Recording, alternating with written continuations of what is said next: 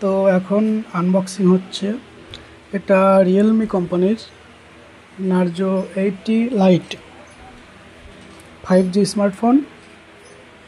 তো সিলটা ঝটপট কেটে নিচ্ছি। ফোনটাতে আপনারা 6GB 128GB স্টোরেজ পাবেন।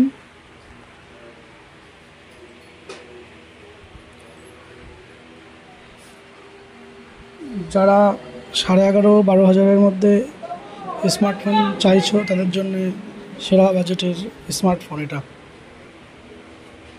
ফোনটি ব্ল্যাক কালারের, দেখে নাও। ফোনটিতে আছে 6000 mAh ব্যাটারি এবং 15 মেগাপিক্সেল ক্যামেরা। চার্জারটা দেখছো 45 ওয়াটের সুপার ভোক ফাস্ট চার্জার এবং টাইপ সি ডাটা কেবল।